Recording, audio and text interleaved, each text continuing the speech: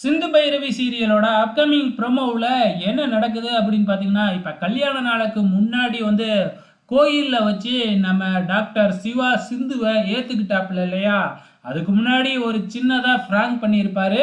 நீ பார்த்தீங்கன்னா என்னைய ஏமாத்திட்ட அப்படின்னு சொல்லி உன்னைய மனைவியாக நான் ஏற்றுக்க முடியாது அப்படின்னு சொல்லியிருப்பார் இல்லையா? ஸோ அதை பார்த்தீங்கன்னா வீடியோவாக ரெக்கார்ட் பண்ணிட்டாங்க. யார் ரெக்கார்ட் பண்ணாங்கன்னே தெரியல. மகா தான் ரெக்கார்ட் பண்ணியிருக்க மாட்டுக்கு. ஸோ இப்போ எல்லாருக்கு மத்தியிலையும் பாரு, சிந்து தன்னோட வாயாலேயே உண்மையை ஒத்துக்கிட்ட வீடியோவை காமிக்கிறேன் அப்படின்னு வீடியோ ஆதாரத்தையும் போட்டு காமிச்சிட்டாங்க. இதுக்கப்புறம் என்ன, எல்லாருமே சேர்ந்து சிந்துவை சும்மா திட்டுன்னு திட்டுறாங்க. ஒரு பக்கம் சிந்துவோட அப்பா இருந்துக்கிட்டு இதுக்கப்புறம் நீ என்னோட மகளே இல்லை அப்படின்னு சொல்லிக்கிட்டு இருக்கிறாங்க.